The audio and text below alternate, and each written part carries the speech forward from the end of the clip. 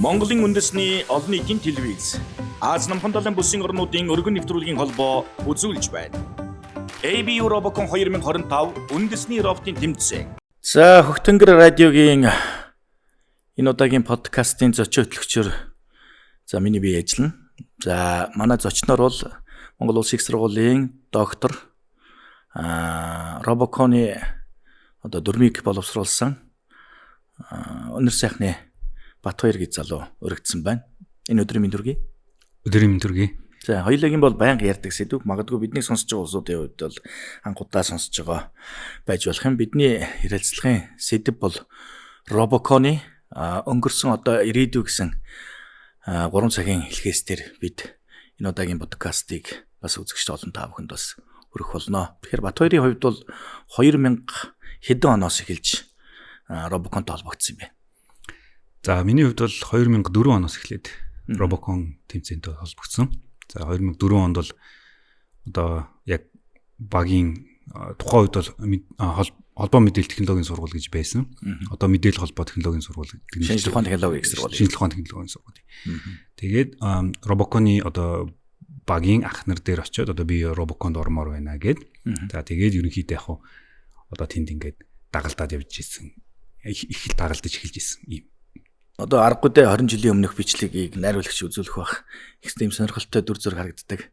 Тэр үеийн Robocon-ы багийн гишүүдэнч болоод оролцож байгаа сургуулиудын хам хүрээ тэгээд оролцоо үзэгчдийн сэтгэл хөдлөл бас мөн оролцоо ч гэдэг юм уу. Бүх зүйлүүд аяг их тийм нэлээд тийм өрсөлдөөнтэй халуун болдог байсан л да.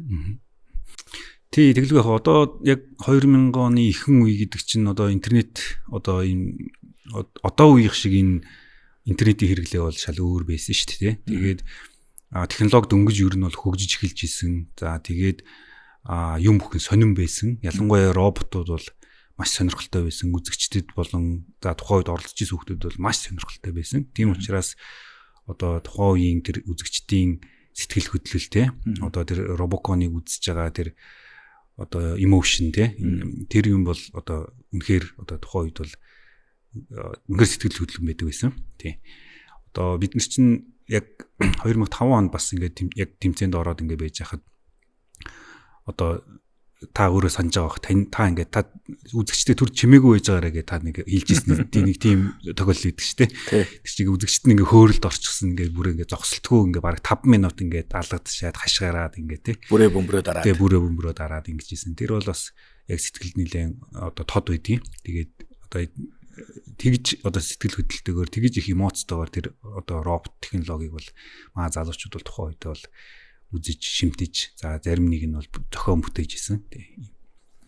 Миний Robocon-ы төгөл би сандын одоогоос 21 жилийн өмнө 2004 онд энэ дүрстүү өвчлөгийн 6 цаг экстүүдэд Монголын үндэсний олон нийтийн телевизийн тэгээд тэнд болоод тэндээс үргэлжлүүлээд механик инженерийн сургууль одоогийн шинжлэх ухааны технологийн их сургуулийн механик инженерчлэл тээврийн сургууль гэдэг болсон байлаа шүү дээ. Механик тээврийн сургууль тий. Тэгээд тэдний сургууль төрүүлээд тэгээд тухайн ондоо бүгд нэг Солонгос улсын нийслэл Сөүл хотод болж исэн олон улсын роботын тэмцээнд их орноо төлөөлж оролцоод тэгээд би бас баг ахалж явах болоод телевизээс тэгээд оролцсон жилдээ тэр чи 2002 онд эхэлж байгаа төсөл шүү дээ үндсэндээ. Монголчууд орж эхэлсэн цаг нь бол 2002 оноос. Тэгээд шууд 2 жилийн дотор манай Монголын баг чинь 3 дугаар байранд ороод гараад ирж байгаа байхгүй. Тэгээ бүр гайхаад бид нар ч өөрсдөө гайхсан. Тэр үед яг нөгөө роботын хийцэл бол ерөнхийдөө голдоо нөгөө механик талтай байсан тийм механик хийцэл голдоо. Тий. Яг тэр 2004 оны тэр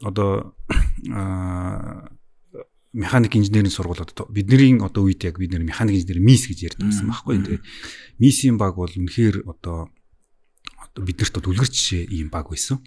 За тэгээд яг ингээд миний хувьд бол анх Robocon тэмцээнд ороод ингээд дөнгөж шинэ гишүүн болоод ахнаа дагаад ингээд юм сураад ингээд явж хахад тэнд хүмүүс ингээд дэлхийн шилдэг дөрвөн багийн нэг боллоо гэд ингээд зарлагдчих хат бол надад бол үнэхээр гоё юу гэдэг нэг талаасаа ингээд би яг ийм л болмоор байна те энд л хүрмээр байна те ийм робот хийдэг болмоор байна инспирэшн болж байгаа те тэгэхээр үнэхээр тухайн үедээ бол механик инженерийн сургуулийн баг бол үнэхээр сайн байсан. Бид нар бол механик инженерийн сургуулиас тэр одоо роботын механик хийцийг яаж хийдэг, яаж юмыг цэвэрхэн хийдэг те. Одоо ер нь бол ингээд одоо юу гэдэг те бидний хийсэн робот бол одоо юу гэдэг ингээд жоохон ингээд юу гэдэг 10 настай 4 5 настай хүүхэд ингээд зураг зурхлаар ямар зурдаг лээ те. За ингээд 10 настай хүүхэд зураг зурвал ямар байх вэ гэдэг юм те. Ингээд харьцуулаад ингээд харах юм бол зөрүүн тийм байдаг гэсэн багхгүй тэр одоо яг робот хийх тал дээр тий.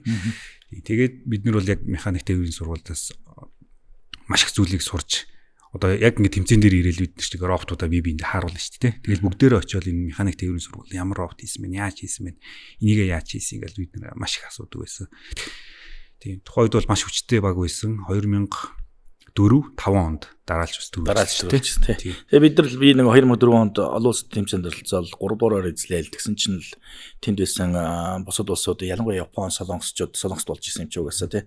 Бөө яриа бол Монгол юу 2 жилийн дотор ингээд 3 дугаар байранд ороод олон улсын тэмцээнийг гараад ирсэн. Тэр чинь Япон, Хятад, Вьетнам одоо робоконы түүхэнд одоо хамгийн өндөр амжилт үзүүлсэн улсууд чи эдгээр штэ Хятад тий. Гих зэргийн улсуудаас бүр гайхаал бүр ам дамжинд гэж бас баяр хүргэж шагшиж ирсэн тийм үйл явдал болж ирснийг одоо толгойн санаж байна. Тэгээд танаа сургууль би бас онцлмоор нь Монгол Улсын их сургуулийн хэрэглээний шинжилгээ ухаан инженерчлэлийн сургууль гэдэг нэртэй байсан шүү дээ. Та нарыг одоо удирдах бага оруулж явах үед. Манай сургууль чинь гэсэн МТС гэж байсан тийм мэдээлэл технологийн сургууль гэж анх одоо яг намайг ажилд орох үед бол мэдээлэл технологийн сургууль гэж байсан. Тэгээд хэрэглээний шинжилгээ ухааны сургууль гэдэг 2014 онд бүтцийн мөсчлөлтгүй ер нь манай бүх ихтэй сургуулиудыг бүтцийн өөрчлөлтөд оруулсан шүү дээ. Тэгээд тэрэн дээр бол хэрэглээний шинжилгээ ухааны инженерийн сургууль гэдэг ийм нэртэй болсон. Тэгээд сүүлд одоо 2 жилийн өмнө манай мэдээлэл технологийн сургууль дахиад одоо дахин одоо бүтцийн өөрчлөлтөд ороод хуучин яг одоо мэдээлэл технологи электроникийн сургууль гэдэг ийм нэртэй болоод дахиад үйл ажиллагаа явуулж байгаа. Би чи ерөөсөө бакалавра төгсөөл тэгээд Монгол Улсын сургуульд намайг одоо багшаар орооч гэдэг ийм санал тавьсан. Тэгээд яг багш тухайн үед бол дөнгөж бакалавр төгссөн учраас багш биш одоо тухайн үед нөгөө сургалтын инженер гэдэг ийм оронтой байдаг байхгүй. Тэр нь юу гэхээр лабораторийн хичээл ордог ийм одоо багш гэсэн үг те лекц орох хэрэггүй та. Тэгээд тийм багшаар намайг анх ажилд одоо ажилд аваад тэгтээ яг миний одоо лаборатори хичээл орохоосоо гадна миний одоо хоёр дахь хариуцлага бол робокон тэмцээнд баг удирдах байсан. Тийм. За тэгээд анх яг сургууль төгсөөд робоконы баг удирдах. За лодоор хувьсал багштай хамтраад одоо ерөнхийдөө бол лодоор хувьсал багшийн удирдлагын доор би одоо багш болохоор хүмүүст орж байгаа гэсэн үг байхгүй. Тийм тэгэл одоо багштай хамтраад одоо ингээ бага удирдах тий. Тэгээд яг хөө тэр үед бол би дөнгөж сургууль төгсөж байгаа учраас ерөөсөө миний тэр одоо Монгол Улсын их сургууль дээр одоо очиж байгаа миний туршлага гэх юм бол тэр чигээрээ манай одоо холбоо мэдээлэл технологийн сургуулийн багш нар болон одоо ах нарын заасан зүйл одоо ноу хау те ийм туршлага бүх юмыг би бариад одоо Монгол Улсын их сургууль дээр очижсэн. Тэгээд нөгөө талаас бол яг одоо анх удаа робоконд орж байгаа энэ 2-р курсын оюутнуудтай. Одоо тухайн үед бол одоо лодорслогч маань одоо юу гэдэг менежмент хийж л байгаа юм л да тий. За чи яг энэ одоо 2-р курсын хүүхдүүдийг ингээд удирдах анханаас нь ингээд чиглүүлээд яваа гэд тий. Тийм. Тэгээд яг хөө тэр одоо яг одоо тэр залуучууд маань одоо том инженерүүд болцсон байж юм л да. Тэгээд бид хэд одоо яг тэр таны хэлж байгаа 4 жил одоо төрүүлэх тэр гараа тэндээс эхэлчихсэн. ABU Robocon 2025 үндэсний роботын тэмцээнийг ивент тэтгэгч Mobicom Group. Тэгээд олон жил олон улсын тэмцээнд дараалж яваад 2010 оноо би одоо тодхон санаж байна. Онгоцонд хоёлаа буцаж явахдаа Египтээс Кайрогоос буцаж явахдаа олон улсын роботын тэмцээн хийх тийм хүсэл мөрөөдөл байгаагаа би биэндээ яриад. За тэгэл ерөнхийдөө шамдаад үндэсний тэмцээнийг хамтарч бас олон улсын жишг төрөх яаж хөрөхөв дээ дөнгөж хэлж байгаа юм чи бас нэг тийм гараа шат тавиад тэгээд бас дүрм журм ном одоо баахал юм хэвлүүлж ирснийг тодон санд. Тэгэл үндсэндээ 10 оноос чинь хойш 2019 онд болсон гэдэг чи 9 жилийн дараа Монголд үндсний олон улсын роботын тэмцээнийг анх удаа монголчууд зохион байгуулахад одоо хамгийн том үүрэг оройлтой эдээ санаа гаргаж түүнийгээ дүрмийгээ боловсруулж олон улсад танилцуулсан хүн чинь одоо манай Батбаяр байгаа. Тэгээ энэ дээр ямар үйл явдлууд болж исэн, хэцүү бэрхшээлтэй, бас ололттой, бас хаашаалтай тийм зүйлүүд олон зүйлүүд гарч ирсэн шүү дээ. Тий, одоо яг та хэлж байгаа ингээд 9 жилийн дараа ингээд авч ийн тий. Тэгээд яг энэ чинь ингээд олон улсын одоо төсөл явж ш тий. Тэгээд Монгол улс зохиоход бэлэн болох хүртэл ингээд одоо бид тоош ингээд яг 11 оноос хойш ингээд зохион байгуулалт дээр хамтраад ажиллаж байгаа ш тий. Тэгээ бид нар өөрсдөө бэлдэж байгаа байхгүй тий. Тэгээ бэлдээд одоо эхлээд үндэснийхээ тэмцээнийг шат ахиулъя тий. Сайжруулъя. Ингээд олон улсын түвшин рүү ингээд төхүүлъя тий. Ингээд шат ахиулж явсаар байгаа ерөнхийдөө бол 2017 онд бид нэр санал тавихад бол ерөнхийдөө одоо за уулзч үзье гэдэг ийм одоо хариу хэлж байгаа шүү дээ тий. EBU-гээс тий. Тэгээ бид нэр 18 онд очиж аль биесээр одоо авах эрхээ авчихсан тий. Вьетнамаас авч ирсэн. Тий. Тэгээд яг яриа бол нөгөө Японд болчихсон шүү дээ тий. 2017 онд бол яг тий. 17 онд манай үндэсний олон нийтийн радио телевизээс ерөнхий захирал үндэсний зөвлөлийн дарга Чилаж явгаа. Дээрээс нь одоо ерөнхий захирал Нинж Ямц захирал энэ төр байж байгаа. Тэгээ очиж яриа хэлцээнүүд тэгээд 18 онд нь Вьетнамд болоод Вьетнамаас бид нар туг шилжүүлж авсан. Яг 2 жилийн процесс явагдаж байгаа байхгүй. Тий. Туг шилжүүлж авах бол яг нөгөө одоо аль биесны үйл явдал тий. Яг процесс бол 17 онд тий. Тэгэхээр энэ дээр бол бид нэр одоо яг олон улсын түвшинд тэмцээн зохион байгуулж чадна гэдгийг харуулахын тулд бол тавд хоёр бол нийлээ олон жил бид хоёр гэхгүй л дээ зүгээр энэ чинь маш олон хүмүүсийн хүчил зүтгэл байж байгаа учраас бид нэр маш их одоо олон жилийн одоо мөрөөдлөө биелүүлсэн. За тэгээд дөрмийг бол сонирхолтой хүлээж авсан шүү дээ. Олон улсад ч тэр монголчууд ч тэр. Тий. Тэгээд одоо сонирхолтой зүйл юу гэхээр би чинь яг одоо дөрөн дээр бол ингээд нэлээд олуулаа байсан шүү дээ бид нар чинь тий. Тэгээд бүгд ингээд санаа өөр өөрсдийнхээ санаа гаргая гэдэг ингээд ярьж исэн. Тэгээ яг одоо Робоконы дөрмийн нэг онцлог нь юу гэдэг вэ гэхээр тухайн улс зохиож байгаа учраас тухайн улс өөрөө зохионо. Түүгээрээ дамжуулж өөрийгөө сурталчлах боломжийг олгодог. Өөрийнхөө улсыг сурталчлах боломжийг олгодог. За тэгэхээр бидний одоо анх удаа зохиож байгаа учраас ерөөсөө л манай соёл уламжлалт түүх бол одоо байх нь гарцааг байсан. За тэгээд юуг оруулах уу гэдэг дээр бид нар бол маш олон төрлийн санаа гаргасан. За гэр барьдагч гэдэг юм уу, хонь хариулдагч гэдэг юм уу те ингээ янз бүрийн ийм идеянууд байсан. Гэхдээ тэдгээрийг нөгөө загварчлаад одоо роботын тэмцээн болгох гэдэг бол бас нэг ондоо асуудал. Санаа үйж болно. Гэхдээ тэрийг одоо яаж загварчилж, яаж роботын тэмцээн болгох уу, яаж дүрэн болгох уу гэдэг бол бас нэг ондоо асуудал байдаг.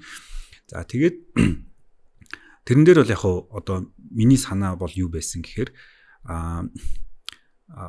одоо би Монголыг яаж сурталчилмаар байсан бэ гэхээр манай монголчууд бол одоо зөвхөн одоо энэ одоо юу гэдгийг байлдан дагуулж гэдэг юм уу те эсвэл ийм зүгээр ийм одоо онгон дагшин байгалч гэдэг юм уу те эсвэл одоо нүүдэлчин гэдэг юм уу те ийм юмараа бишээ бид нар одоо мэдлэг бүтээдэг хүмүүс байсан шүү. Бид нар бол одоо энэ хүн төрлөختөнд одоо оюун ухаанаараа одоо ямар нэг юм хөрөнгө оруулалт хийсэн шүү гэдгийг би одоо тийм мессеж өгмөр байсан. Тэгээд би ингээд одоо түүхээсээ тэр одоо зүйлийг ингээ ухаад үзэхлээр нэг зүйл тодорч гарч ирсэн юу гэхээр өртөө систем байсан. За энэ бол одоо яг мэдээж олон түүхийн олон сурвалж бичиг янз бүрээр ингээ тайлбар байдаг ч гэсэн орчин үеийн энэ одоо шуудангийн системийн их үндэс байж болцсохгүй гэсэн ийм бас түүхийн их сурвалжууд байж байгаа байхгүй тий. Тэгэхээр бид нэр за окей бид нэр тэгвэл хүн төрлөختөнд ийм контрибьюшн оруулсан юм байна. Энийг бид нэр харуулмаар тэгээд. За тэгээд ерөнхий одоо идея бол өртөө гэдэг энэ системийг байлгамаар байна гэдэг ийм санаа гарч ирж байгаа тий. Нөгөө талаас одоо би болохоор юу бодож байгаа вэ гэхээр инженер хүний хувьд ямар чаленж буюу одоо ямар ийм даалгавар байх юм бэ гэдгийг би бодож байгаа тий. За тэгээд мэдээж одоо Монголд анх удаа болж байгаа гэдэг утгаараа бас нэлийн одоо ийм онцлог байлгамар санагдчихсэн. За ингээд бодоод явж исэн бас л яг нөгөө Монголынхаа өв уламжлалтай бас холбогдуулаад бодоод явж байхад бол манай монголчууд бол морийг дийдэлтэй гардаг. За тэгэхээр ерөөсөө өртөө гэдэгтэй холбогдоод өртөөч мориор явна. Морь гэдэг чинь өөрөө дөрвөн үлтэй амьтад. За тэгвэл роботик ерөөсөө заавал дөрвөн үлтэй байгээ заавал яах вэ гэдэг ийм санаа гарч ирээд энэ нь бол одоо тухайн одоо тэмцээний маань хамгийн одоо Робоконы түүхэнд анх удаа алхдаг робот хийсэн ийм тэмцээн болсон. Ийм бүгд. Тэгээ одоо бидний гадаад дотоод ашигладаг дэлхийн 200 эд улс чинь бүгд л паспортоор бие-биенийхээ улсын хэлийг нэвтэрч байгаа шүү дээ. Тэгээд нөгөө гэрээгээ тий яг одоо тэр одоо хүн төрөлхтөнд ороосон хувь нэмэр гэдэг дээр тэр гэрээгээ бас орж ирж байгаа тий. Чингис хааны алтан гэрээгээ. Тий. Одоо ингээд бид нар гэрээгээ дамжуулж одоо яг тухайн үеийн дүрм болохоор гэрээгээ дамжуулж явах байсан тий. Тэнгүүт одоо тэр дунд гэрээгээ гэдэг ойлголт гарч ирж байна тий. За тэгээд өртөө гэдэг ойлголт гарч ирж тий. За тэгээд нөгөөд одоо тухайн одоо нөгөөд тоглоомынхаа талбайн одоо хэсгүүдийг дандаа монгол нэрээр нэрлэжсэн. Одоо говь, хангай гэдэг ингээд сондуул энэ төр гэх шагаа энэ төр гэх тий. Тэр шагаа яагаад орж ирэх болсон шалтгаан юу вэ гэхээр одоо ерөнхийдөө өртөө гэдэг маань ийм одоо реле систем тий. Тэгэнгүүт ингээд портал ах юм бол баринд очиж байгаа байхгүй тий. Тэгэхээр ерөөсөө сайн техниктэй ч юм уу сайн роботтой баг төрүүлэх нь тодорхой болчиход байгаа байхгүй тий. Тэгэнгүүт тэнд тоглоомыг тодорхойгүй буюу ийм тодорхойгүй болгох нэг зүйл хэрэгтэй байсан. Тэрэн дээр нь манайх бид нэр одоо манай одоо дөрмийн баг ямар солиушн оруулж ирсэн гэхээр шагаа шидэх даалгавар оруулж ирсэн. Тий.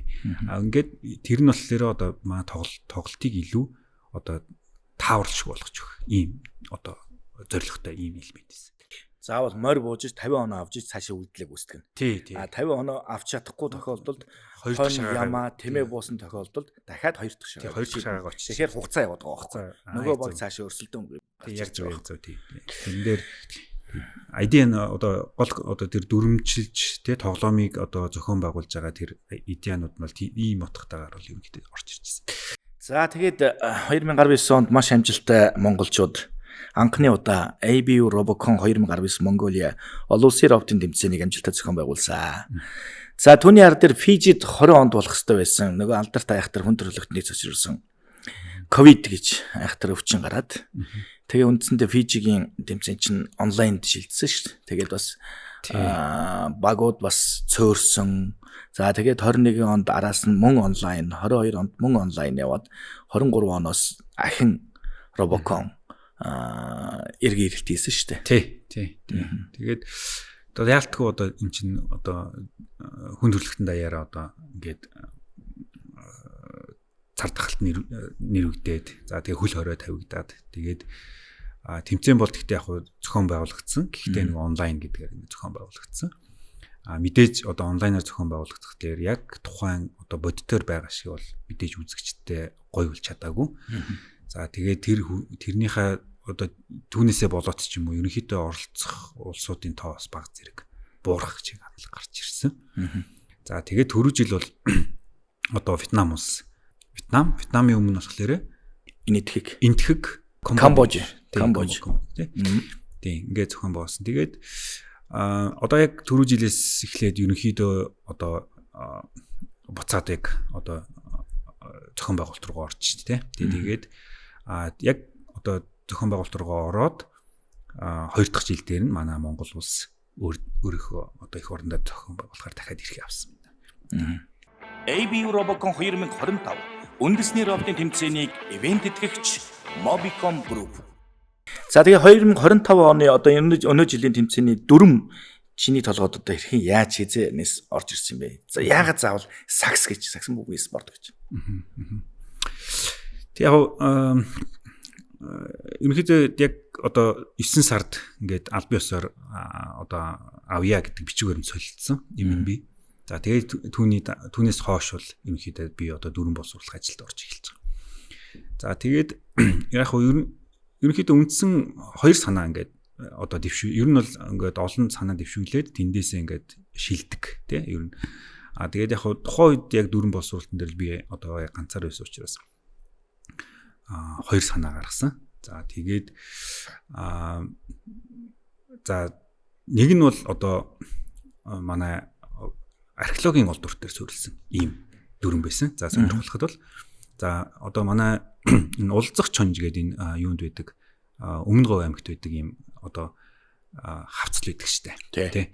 Тэндээс олдсон тийм хоёр нөгөө одоо зодтолдож буй ноцолдож буй динозавр гэдэг ийм алтартай одоо археологийн олдвор байдаг байхгүй юу? Тийм одоо махчин болон 9 жилд хоёр одоо динозавр үлэг өрүүл те ноцолдож байгаа ингээ байдалтайгаар ингээ чулууччихсан ийм арга яс байгаа хөөхгүй те. Тэгээд тэрэн дээрээс ерөнхийдөө сэтвлээд тэгээд одоо тэр хоёр бол зодтолтож байгаа биш юм аа. Тэр хоёр бол ингээд хамтарч байгаа найзууд гэдэг ийм одоо концепт одоо тэр чинь яг археологийн олдор учраас хүмүүс таамаглаж төвшиж байгаа зодтолж байгаа юм уу яаж байгаа нь тий мэдэхгүй тий. Тэгэнгүүт бид нэр бол одоо ямар санаа төвшүүлсэн гэхээр тэр хоёр нийлж өндөгнүүдийг үерээс аврах гэж байгаа. Одоо үер болж байгаа. Тэгээд тэр үер болж байгаа учраас тэр үерээс тэр өндөгнүүдийг ингээд аврах гэж байгаа. Тэгээд нэг нэгэндээ ингээд өндгөө дамжуулдаг. Тэгээд тэр улзах цонж дээр өндөрлөг дээр энэ өндөгнүүдийг гаргаж тавьж одоо динозавр өөрийнхөө өндөгнүүдийг аврах гэж байгаа гэсэн ийм сэдвтэйгээр нэг санаа явсан. Тэгээд тэр дүрм болохоор дутагдaltaй тал нь юусэн гэхээр ерөөсөө уламжлалт яг л робоконы одоо ингээд хоёр талбайд гараад хоёр талаасаа ингээд одоо роботууд уралдах маягтай тий. Өөр өөрсдийн талбай дээр л өөр өөрсдийн талбай дээр. Яг мэдээж дундын талбай бол байгаа. Баг зэрэг өрсөлдөөн үүсгэн. Гэхдээ нөгөө ерөнхий санаа нь уламжлалт робоконы.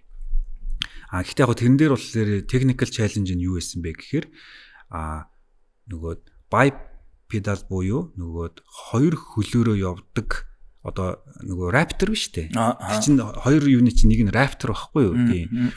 Тэгээд тэр Raptor-ыг одоо роботор хийхин тулд ийм нөгөө хоёр хөлтөл робот явахгүй бол болохооргүй тийм одоо ийм гадаргуу бид нэр дизайн гаргасан байхгүй. Тийм. За тэгээд ерөнхий санаа нь болохоор тэр одоо Triceratops гэдэг нэг ийм жижиг ийм одоо өвсөн жилт динозавр байгаа. Тэгээд нөгөөх нь болохоор Velociraptor хоёрыг ингээ хийлгээд тэр хоёр хамтраад өндөг аварч байгаа гэсэн ийм санаа. Роботууд нь ч гэсэн одоо тийм нэртэйгээр. Ер нь бол тийм нэртэй байсан тийм. Тэгээд ерөнхийдөө нөгөө манай гол турист attraction байж байгаа шүү дээ. Энэ уулзах чонж гэдэг тийм. Тэгээ үүнтэй холбоотойгоор миний одоо яагаад энэ одоо Өмнөгов аймгийг ингээд онцлоод ингэж байгаа вэ гэдэг энэ санаа нь юу исэн бэ гэхээр за нэгдүгээрт яг хөө тэнд бол одоо манай одоо улсын эдийн засгийг том хэсгийг бүрдүүлж байгаа уул уурхай байж тийм. За хоёрдугаар тэнд инженерүүд одоо тэнд маш хэрэгтэй газар байж байгаа шүү дээ тийм. Гуравдугаарт миний санаа юу исэн гэхээр бид нар яагаад бүх олон улсын арга хэмжээ ер нь зөвхөн олон улсын гэлтгүү те наадам ач юм те заавал дандаа яа бид нар Улаанбаатарт хийх юм бэ. Одоо бид нар чинь одоо ер нь бид нар эдийн засгаа хөгжүүлэх гэх юм бол энэ орон нутгуудад чинь энэ зах зээлийг ингээд түгэх хэрэгтэй шүү дээ. Тэгэхээр миний нэг зүгээр бас нэг мөрөөдөл юу байсан гэхээр бид нар өмнө говьт энэ тэмцээнийг хиймээр байна гэдэг ийм мөрөөдөл байсан. Хэрвээ одоо энэ дүүрэн батлагдсан бол. Тэгээд хэрвээ тэгж чадах юм бол бид нар өмнө говьт одоо 400 жуулчин авчих байхгүй шууд нэг дор тийм ээ. Тэгэхээр тэр чинь одоо тухайн бүс нутгийнхаа эдийн засгийг одоо дэмжлэг үзүүлэх юм тий. Тийм. Тэгээд яг тээвэр логистикийн хувьд бол яг өнөөдрийн тухайд гэх юм бол бас Монголд хэцүү л байна л да тий. Тэгээ аваачаад одоо энэ UG арена шиг ч гэдэг юм уу, Аса арена шиг ч гэдэг юм уу, буян тухай спорт ордон шиг ч гэдэг юм уу, ийм том хэмжээний бас заал танкин байхгүй учраас бас хаан зохиох тэрэн дээр яг нэг өмнө говьт хийвэл тий. Тийм зүгээр солиушн яригдчихсэн. Гэтэ одоо яг би ч өөрөө бас яг тийм одоо ивент энэ төр зохиох ч юм уу тэр төлийн хүн биш учраас мэдээж зуршлаггүй мэдэхгүй байж магадгүй те. Гэхдээ нөгөө ийм том хэмжээний нэг зөөрийн нөгөө явуулын цирк байдаг шүү дээ. Тэгээ явуулын цирк ерөнхийдөө авч болох юм байна гэдэг ийм санаа яригдчихсэн. Тийм байна. Тий, явуулын цирк. Тэгээд ягаад батлагдаагүй тэгээд сакс нь батлагдсан юм. За тэгэхээр одоо энэ нэг дүрм нь байж байгаа те. За энэ бол уламж те. Нөгөө дүрм нь болохоор саксан бөмбөг гэсэн. За тэгтээ яг саксан бөмбөгийн дүрм ингээд одоо танилцуулагдаад тэгээд тэгэнгүүт энэ саксан бөмбөгийн дүрм одоо саксан бөмбөг тоглоё гэдэг энэ санааг ингээ хийлэнгүүт бүгд юу гэж хүлээж авсан бэ гэхээр маш хэцүү гэж хүлээж. За ерөөсөө ингээд юу байна энэ чи хүүхдүүд шууд хийхэд хэцүү шттэ гээд. Тэгээд уул нь бол маш сонирхолтой байна. Гэхдээ маш хэцүү хүүхдүүд хийж чадахгүй гээд. Тэгээд нэг талаасаа тий. Нөгөө талаасаа бол чин угаасаа л одоо бүс нутгийнхаа өв соёл уламжлал те тэр одоо байгаа зүйлийг л сурталчлах одоо концепт бас байж байгаа юм чин. Ерөөсөө л энэ одоо динозавртай өрүүлээ одоо дүрмээ ингээд явуулъя гэдэг ийм явсан эхлээд. Ер нь ихний шийдвэр бол тийм байсан. Тэгээд тэрэн дунд болохоор би одоо хүмүүст ингээд тайлбарлаж байгаа юм л да. Би яагаад энэ сагсан мөнгийг ингээд боломжтой гэж үзэж байгаа вэ гэдгийг. За тэгэнгүүт яасан гэхээр энэ чинь одоо би зүгээр гэж гинт зүгээр л сагс тоглоё гэдэг юм одоо дүрм зөх байхгүй тий. Тэгэхээр энэ сагс тоглох боломж байна гэдгийг одоо би урдны одоо Robocon тэмцээнүүдээс хүүхдүүдийн хийсэн төрөл бүрийн дизайнуудыг харж агаад энэ дизайнуудыг ингээд сайжруулах юм бол сагс тоглодог робот болж болох юм байна гэдгийг ерөнхийд нь гаргаж ирсэн. Тэрийгээ би ингээд одоо тухайн нөгөө бичлэгүүдийг ингээд YouTube-ээс ингээд үзүүлээд тий. За та нар ингээд харж байна энэ үсэрдэг робот та нар хийж чадахгүй гэж бодож байна. Үгүй энэ хүүхдүүд хийцэн чадж байгаа. Энэ Robocon дээр энэ үсэрдэг робот ашиглаж байна тий. Та нар бөмбөг одоо чадахгүй гэж бодож байна. Үгүй энэ Robocon дээр урд нь одоо яг тоглож ирсэн шүү дээ. 2005 онд тоглож ирсэн шүү. Нөгөө нэг сагсанд хийгээл турж оруулаад. Тий одоо тий. Тэгээд ингээд бүх одоо боломжит энэ технологи нь байгаамаа.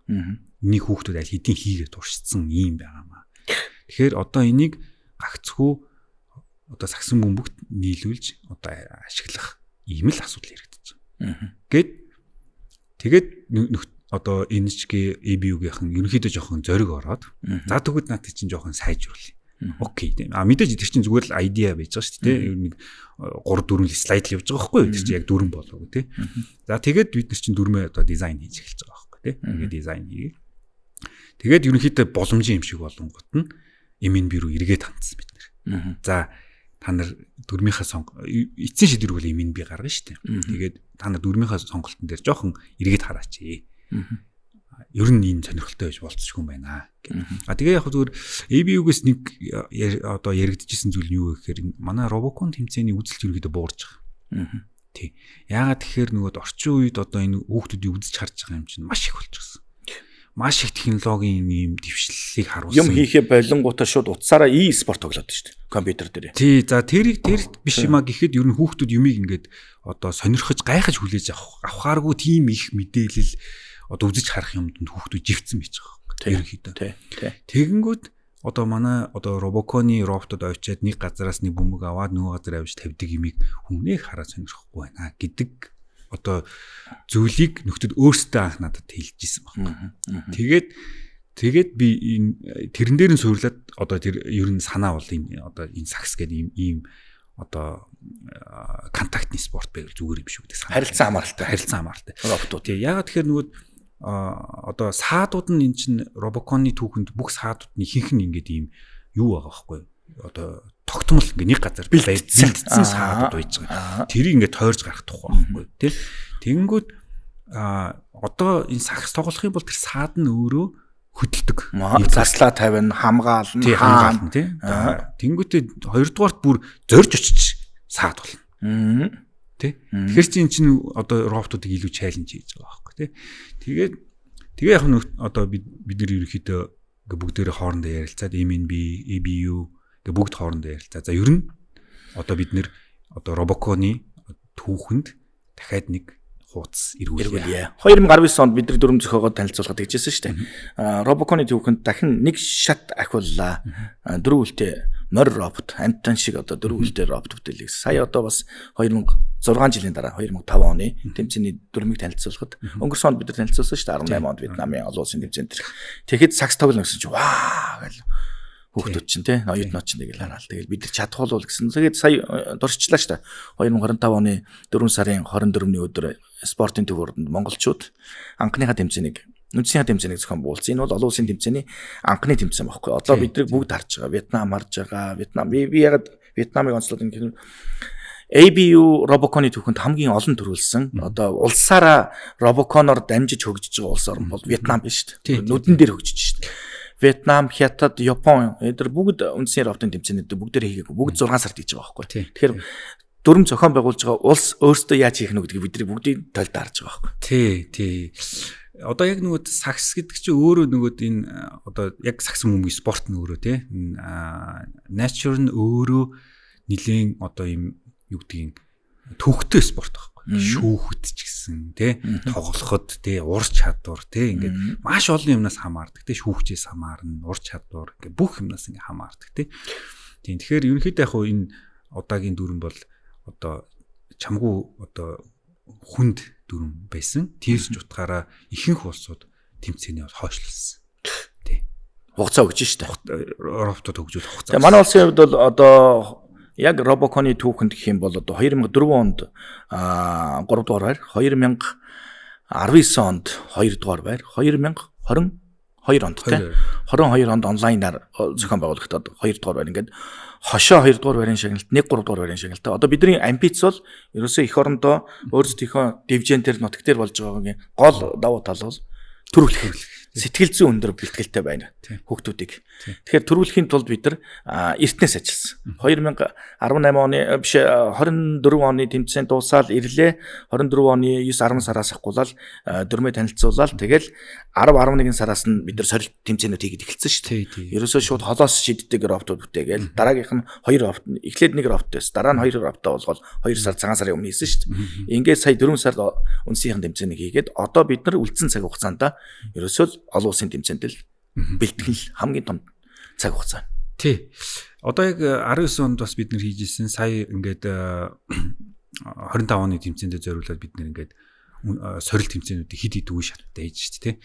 Тэгэхээр ерөнхийдөө яг зүгээр яг инженерийн одоо ажил одоо робот зохион бүтээх гэдэг чинь зүгээр инженерийн ажил шүү дээ. Тэгээ инженерийн ажил гэдэг чинь өөрөө юу вэ гэхээр ерөөсөө л одоо туршилт байхгүй юу? Хүн юу ч одоо санаа ингээд сэтгэж болно шүү дээ. Тэгээ тэрийг туршиж үзэж болох уугүй юуг нь туршиж үзэхгүй бол тэр биелэх уугүй юу гэдэг хинч мэдэхгүй байхгүй тий.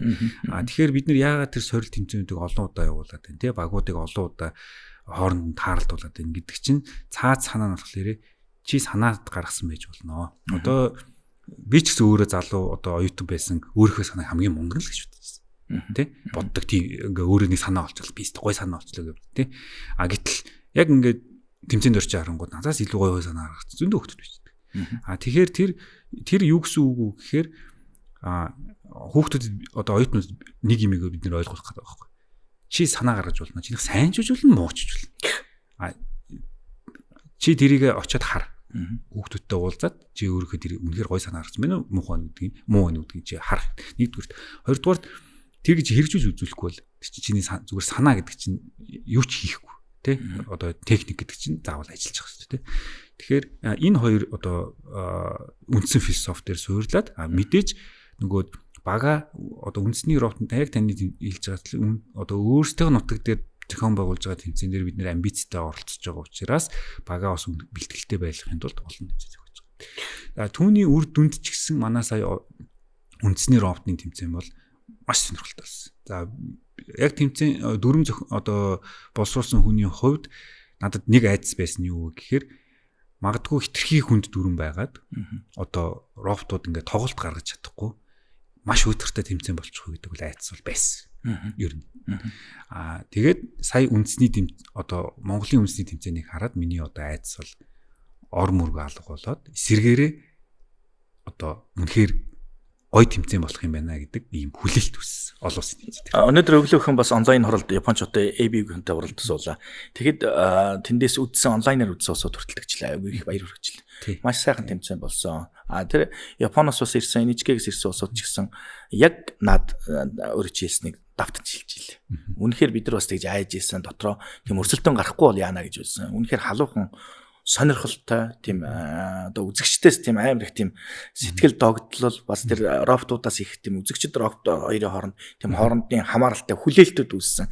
Гурваа шидэд оруулах болов, жавжнаа шидэд эдгээр ямар товтлогоо үзүүлэх бол тактикийн дараагийн тоглолтын дээр юу харуулах бол тохож данк үзүүлж одоо хамгийн дээд оноо 7 оноо авч чадах болов, өсөрдөг робот нь гарч ирэх болов энэ төр гэл бүх зүйл тийм таамагтуудын байсан. Бүгд их тийм хариулт их тийм оновчтой сайхан авсан. Ерөнхийдөө бол яг дөрмийн хувьд бол сакс тоглох байгаа. Гэхдээ 2-ийн эсрэг 2 бүтэн талбай тоглоно, 2 шийдэнд тоглоно. Гэхдээ талбай хэмжээ бол арай бага 15-8 хайрцаг тийм жижигрүүсэн хэмжээтэй талбай байгаа. Шийдний хэмжээ бол яг адилхан ч гэсэн өндрийг нь бид нэр намсгаад 2.4 м дээр бол намсгацсан байж байгаа. Тэгээд тэр нь ямар зорилготой вэ гэхээр бид нэр нөгөө цагиран дээрээс довтлох ийм боломжтойгоор дүрмийг зохиосон байж байгаа. Тэгээд хэрвээ робот цагиран дээрээс довтлох юм бол 7 оноо буюу хамгийн өндөр оноо авах ийм одоо дүрмтэй байж байгаа.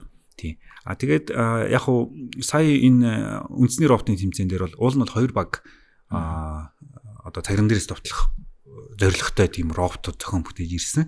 Харамсалтай нь одоо нөгөө одоо өсөрдөг робот маань одоо хитрхи одоо имзэг гэх юм уу тийм ээ fragile тийм. Гэхдээ боловсруулалт сайн хийвэл өшөө гоё болохоор л. Тий. Одоо ер нь бол ингээд туршилт сайн хийх хэрэгтэй байгаа байхгүй тийм. Тэгээд уул нь манай үндэсний тэмцээн дээр нэг удаа одоо ингээд царин дэс давталгүй зүйлбэр үзүүлсэн бол өшөө гоё одоо сонирхолтой болох байсан гэж бодож байна. Хүлээлт байсан. Тэгэхдээ энэ сакс гэдэг спорт чинь яг одоо яг энэ спортод дагаад бид бол өмнө нь бол робоконы талбай засахад бол ийм DSP хавтангуудаар л засдаг байлаа шүү дээ. Одоо ч нөгөө шаардлага өндөр болсон. Жолоосын сакс мөнгөний стандарт бөмбөг ашиглаж байна.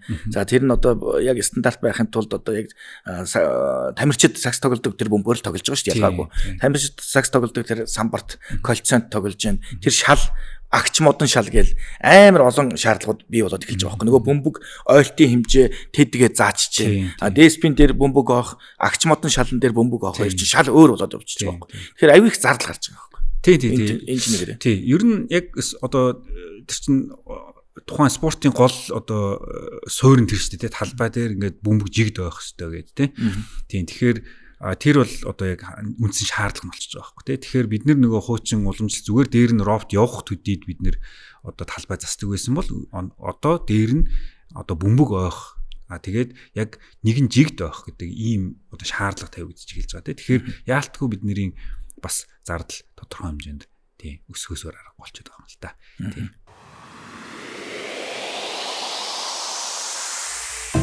Монголын үндэсний олон нийтийн телевиз Аз намхан далайн бүсийн орнуудын өргөн нэвтрүүлгийн холбоо үзүүлж байна. ABU Robocon 2025 үндэсний роботын тэмцээн. Надаас зарим улсууд асууж ирсэн л да. Энэ одоо ингээд 23 жил юм уу те?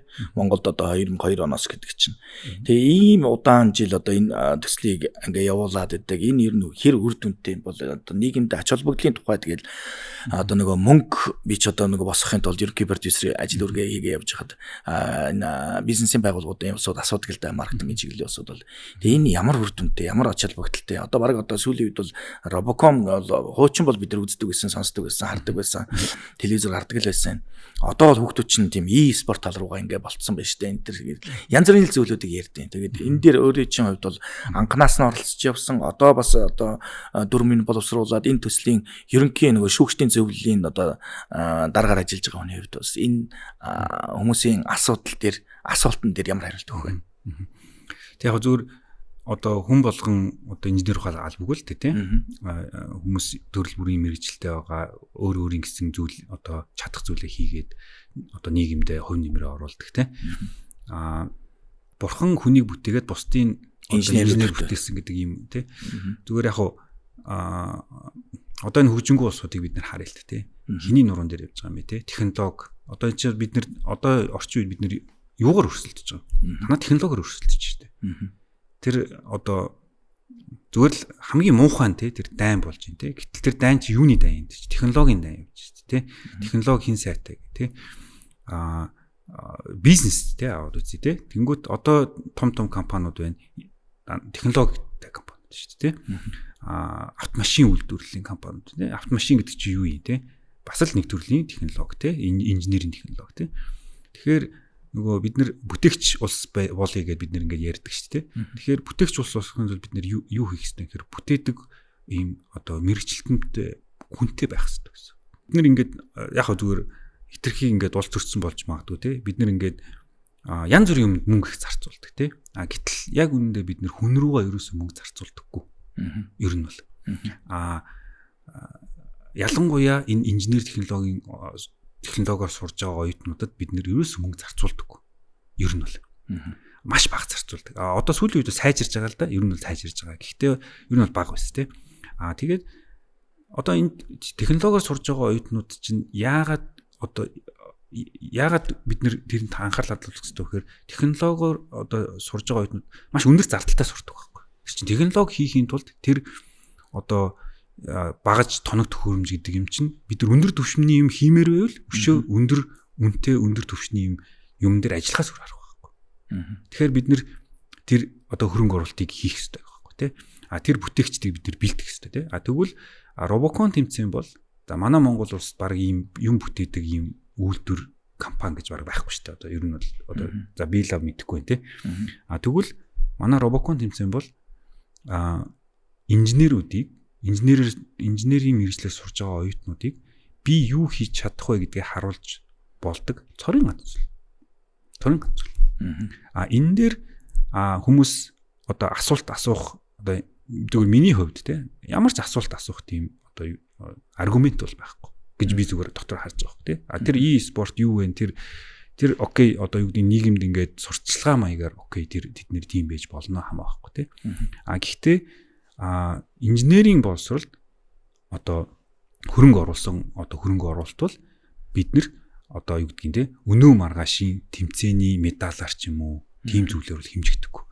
Энэ юугаар хэмжигдэх вэ гэхээр ирээдүйн манай улсын одоо технологийн хөгжлөөр илэрнэ. Бид нар энийг өнөөдөр харахгүй. Тий.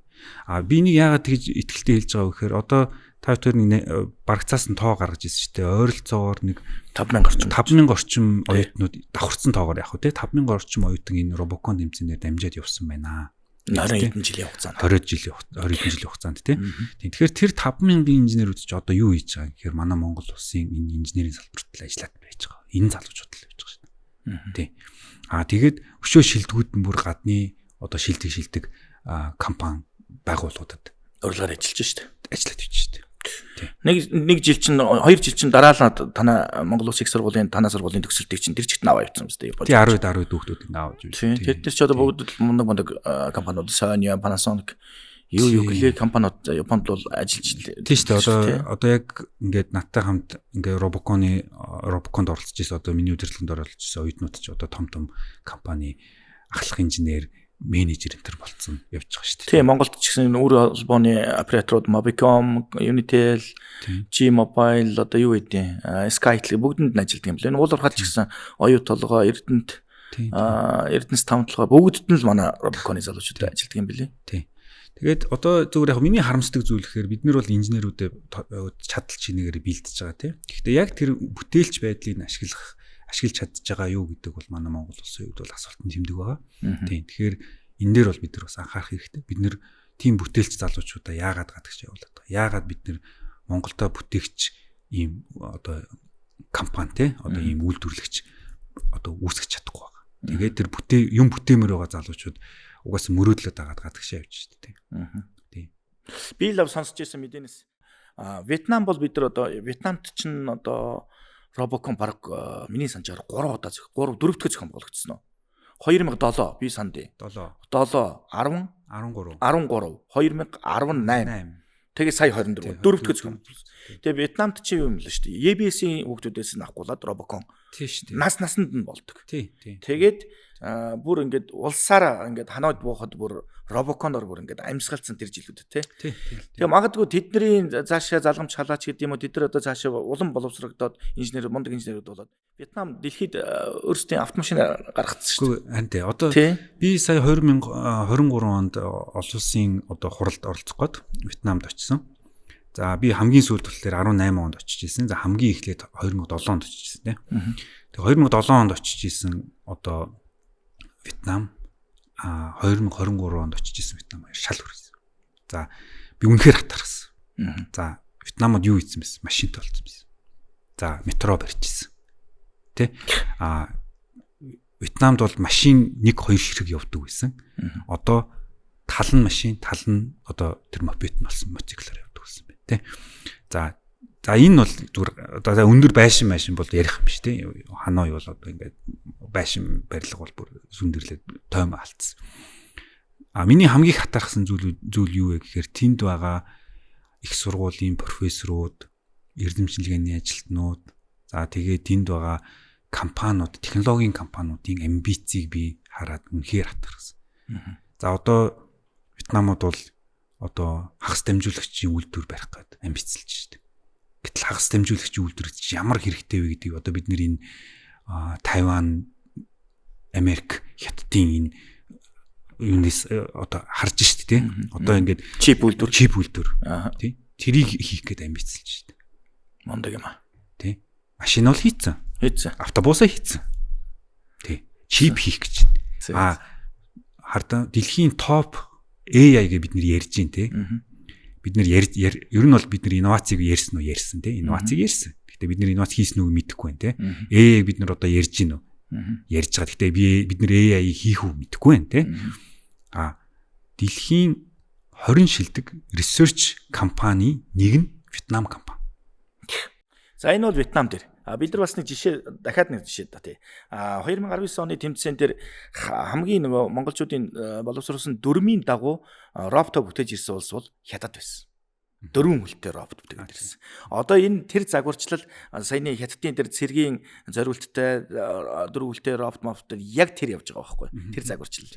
Тэгэхээр би юу хэлэх гээд нэхэр тэр робот 50 мянган доллараар бүтэж ирсэн гэд багш нар нь юу нэ оройны нөгөө хүлээ авалтан дээр бид нар танилцуулж хэлжсэн. Тэгэд тэр мөнгийг яаж босгох вэ гэсэн чинь 2005-6 оны байна уу Хятадын олон улсын роботын тэмцээнд оролцсон багийн ахлагч нь одоо энэ Хятадын DJI гэдэг дроны компани CEO хийж байгаа. Тэр бидэд одоо ингэж мөнгөний гаргаж өгсөн. Тэгээд тэр 4 хүнтэй робот чинь голдоо тийм сенстэй байсан шүү дээ. Тэгээд тэр сенсэн дээр тэр 4 хүнчин робот тэнцвэрээ олж байжсэн байхгүй. Тэр үнэхээр супер робот гэж ирсэн. Үнэхээр гоё шийдэл байсан. Тэгээд яг энэтэй холбоотойгоор харин одоо ингээд та дөрвөлжсэн шүү дээ. Ингээд гадуур продюсер үний хувьд ингээд ивент хэлэн дээр олоход хэцүү тий.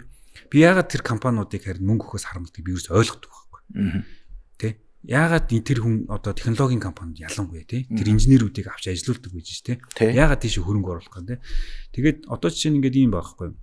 За тэмцээн бол за нэг 150 сая төгрөгөнд л одоо бүтэж байгаа шүү дээ. Дотоодын тэмцээн бол тий хамгийн үнэтэйтэй бол тий. Тэгэхэд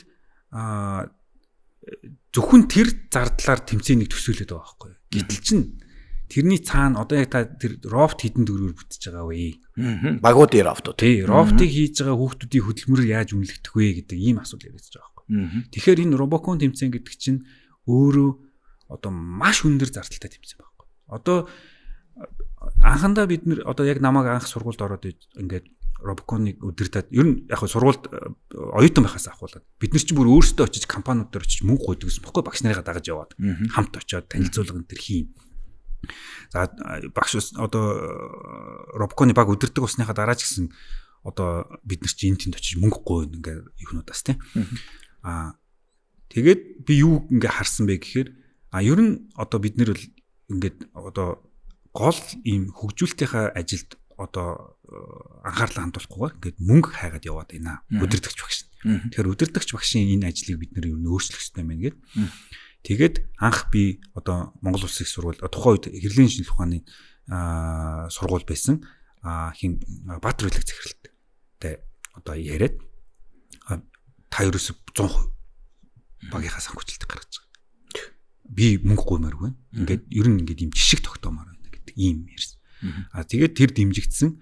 Тэрийгээ би бүх сургуулиудад ярьсан. Бүх сургуулиудын захирлуудад ярьсан. Багш нарт нь ярьсан. За одоо гадны ивент тэтгэлгээр бол мэдээж цөөхөн ивент тэтгэлэг байж болно шүү дээ. Гаднаас санхүүжил авч болно. Болох нь болно. Гэхдээ нөгөө суур зардал юм сургуулиуд нь ихэнх сургуулиуд суур зардлыг өөрсдөө гаргадаг шүү дээ. За энэ бол одоо манай робокон хөгжиж байгааг энийг бас илэрлэх байхгүй тийм. Тэгээд тэр сургуулиуд одоо өөрсдөө хариуцлага хүлээж шүү дээ тийм. Робоконыхаа багыг одоо санхүүжүүлж тийм. Окей болж тийм.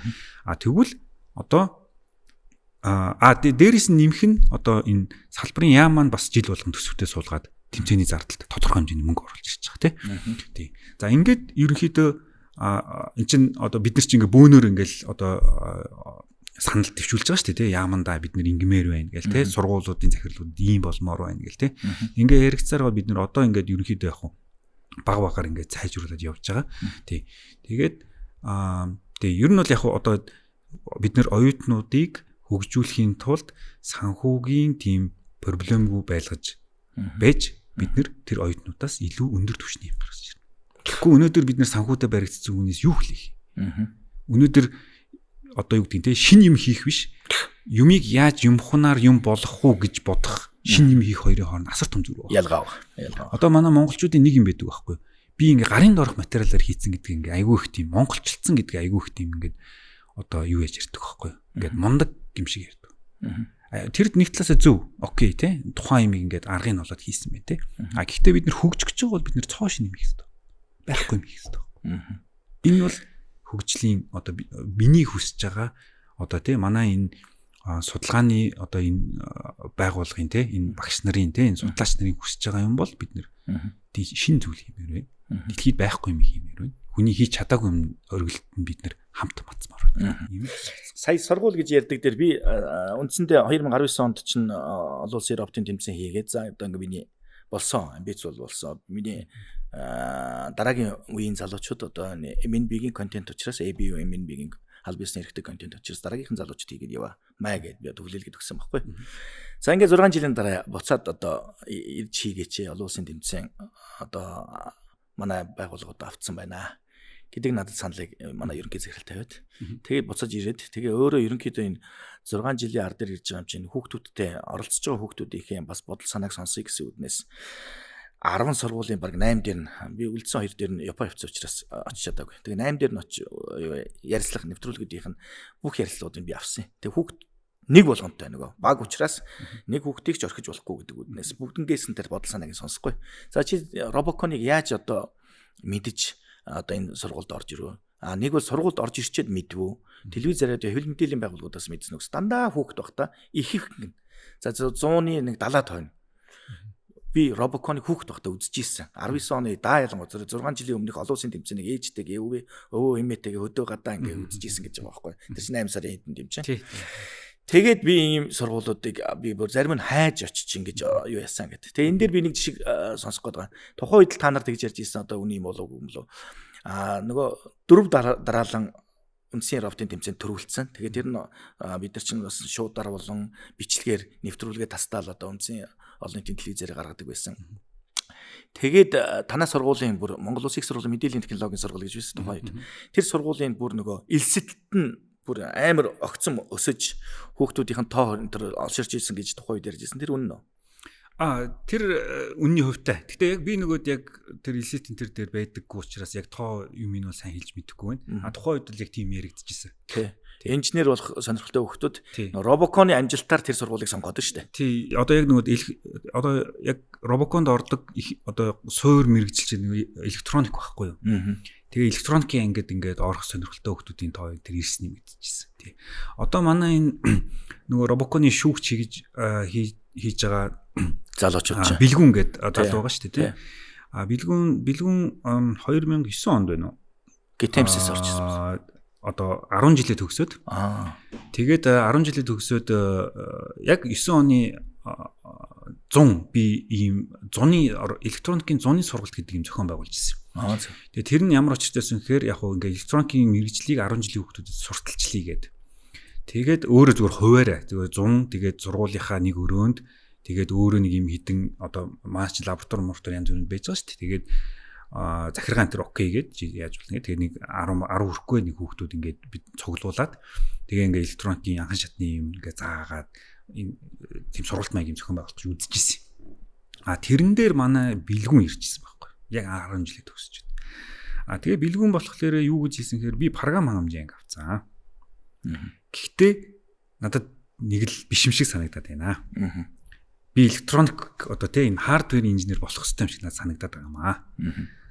Гэхдээ би яг өөртөө итгэлгүй байна. Одоо тэр чинь ингээд дөнгөж 10 жил. Би тэгээд одоо таны сургалтанд суугаад тань дээр ингээд энэ юм хийж үзээд өөрийнхөө мэргэжлийг сонгох гээд байгаамаа гэж над дээр ах ирчихсэн байхгүй. За тэгээд бэлгүүнтэй би ингээд зуны сургалтыг тэр чинь 14 жил хоног л явж байгаа шүү дээ. Ингээд тэгсэн чинь 2 жилийн дараа нөхөр робокон дээр надад таарлагддаг байхгүй. Өшөө би электроник руу орсон шүү дээ. Хардвер руу орсон шүү дээ. Угаасаа би яг таны сургалтанд суугаад одоо шийдвэрээ гаргасан гэдэг. Тэгээд манай багч одоо тэдний багт 2 жил дараалж хожигдсон шүү дээ. Тий. 13 онд чинь бүр яг аврагын төлөө Моис тэгээд Гитэмс 2 чинь аврагын төлөө гарч ирээд одоо бэлгүүн чинь тухайд яг баг ахлагч байсан байхгүй. Тэгээд миний удирдах байгаа баг тэгээд бэлгүүний ахалж байгаа баг хоёр хоорондоо үздэг байхгүй. 13 онд. Тэгээд тэр бэлгүүний баг төрүүлээд Вьетнам руу 13 онд явчихсан байхгүй. За баярлалаа. Тэгээд цаг гаргаж бас үндсний роботын тэмцээн дээр хүрэлцэн ирж энэ чи японочууд бас хэрхэн яаж тэмцээнд болох нь уу энэ хэрэг сонирхолтой болох нь түрүү тав тэр ярианд дурдагдлаа гэж энэ тэмцээнийг бас хүрэлцэн ирж цаг гаргаж бас тэмцээний үйл явдалд оролцож бас тандалт судалгаа хийж хүрэлцэн ирсэн явдал нэгдүгээр талархаж байна. Хоёрдугаарт одоо дараагийн одоо хөтөлбөр ажлууд чинь өндөр хэмжилтийг хүсье. За. Тэгээ хамгийн гол нь энэ ярилцлагын төгсгөл би бас санаагаа хэлчихвэл одоо түрүүн битээр хэллээ 23 жилийн түүхтэй энэ төслөөр дамжсан 5000 орчим 5000 гаруй гэж юм л да бас нэг зөвхөн Монголын.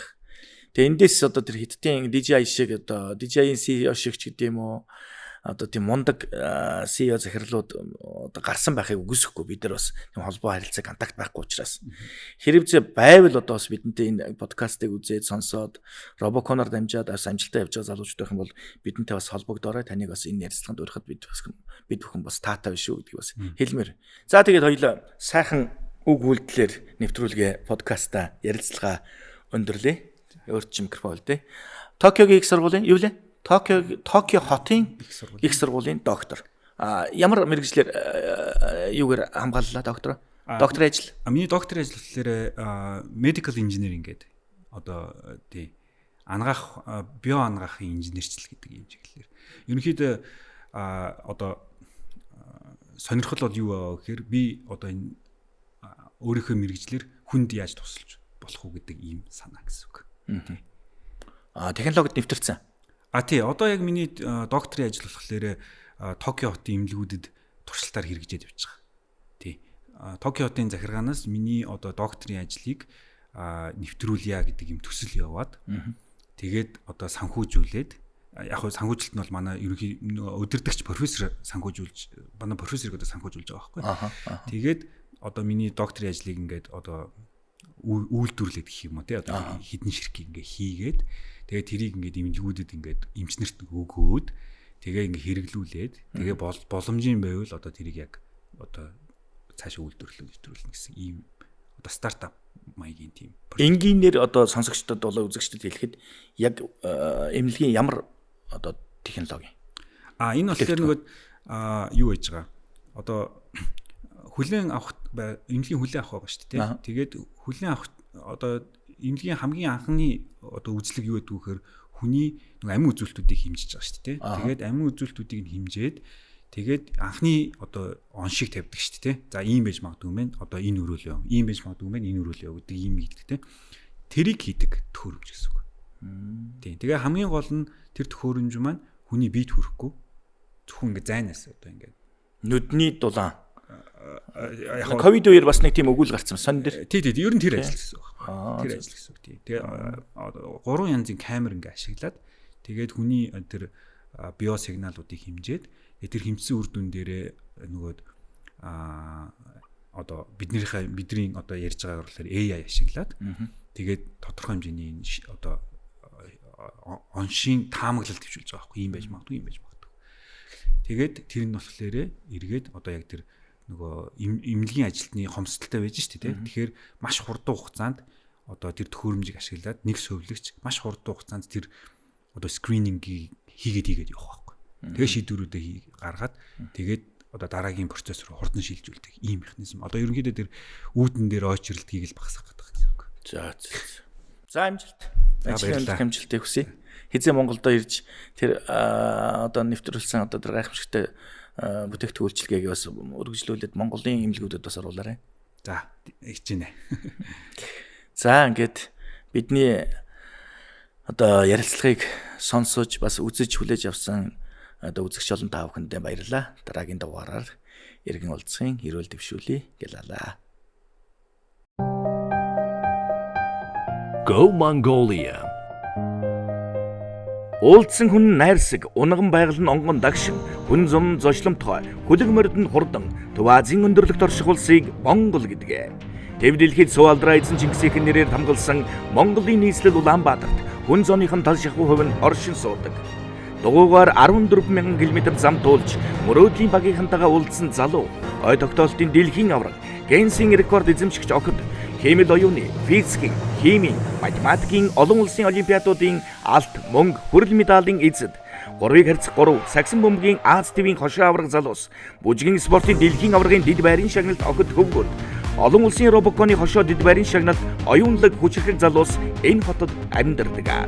Уудам нутагта энх тайван амьдарч, хурдан хүлгээ эрдэнсээр гоёж, хуурын увцаар сэтгэлэн цэнгүүлж, өмсгөл зүүсгэлдээ өнөртний түүхэ шингээсэн Монгол хүмүүст шинийг сурах, бэрхийг давах, хэцүүг твчих эрхэм чанар буй. Дэлхийн нийтээрээ тоглож наадаж үдэж сонирхож буй сагсан бөмбөгийн спортыг монгол хүүхдүүд бага балчраас малынхан хотын хажууд самбар цаграг өөрсдөө хийж наадаж тоглодог. Хүүхэд залуусын тоглох дуртай сагсан бөмбөгийн спортоос сэтэл санаагаан авч ABU Robocon 2025 Mongolia олон улсын тэмцээн зохион байгууллаа.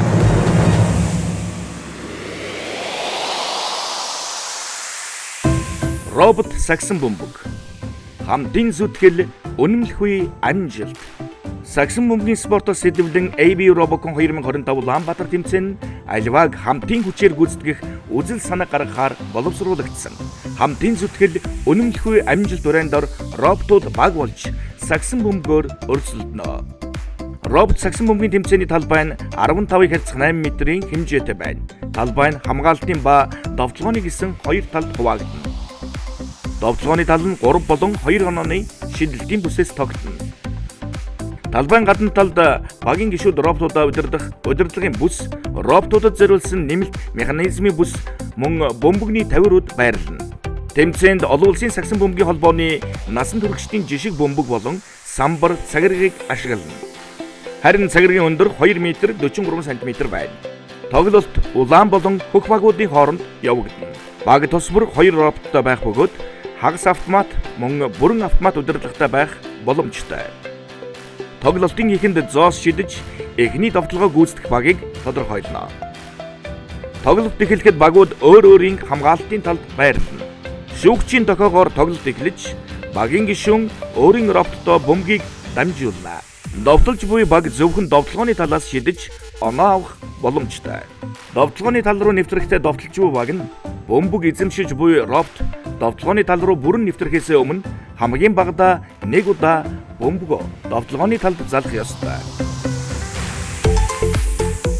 Эсвэл довтлооны талд байгаа багийн роботтой дамжуулан довтлооны тал руу нэвтрэх боломжтой. Робот бөмбөгийг цагираг шидэхийн өмнө хамгийн багадаа 1 удаа бөмбөгөө залах ёстой. 3 онооны бүсээс амжилттай шидэлбэр 3 оноо. 2 онооны бүсээс амжилттай шидэлбэр 2 оноо. Цагираг дээрээс довтлбол 7 оноо. Багууд ээлжлэн довтлогоо гүйцэтгэх бөгөөд нэг довтлогоо гүйцэтгэх хугацаа 20 секунд байна. Тоглолтын явцад баг өөрийн роботыг нэмэлт механизмаар тоноглож ур чадварыг өөрчлөх боломжтой. Хамгаалж буй баг нь хамгаалтын ур чадвараа ашиглан бөмбөгийг хааж, тасалж, хурдан довтлогоо гүйцэтгэх боломжтой. Цаг дуусахад хамгийн өндөр оноотой баг тоглолтын ялагч болно. Хамтын зүтгэл үнэмлэхгүй амжилт. 2025 оны 8 дугаар сарын 24-нд Монгол улсын нийслэл Улаанбаатар хотод уулзцгаая.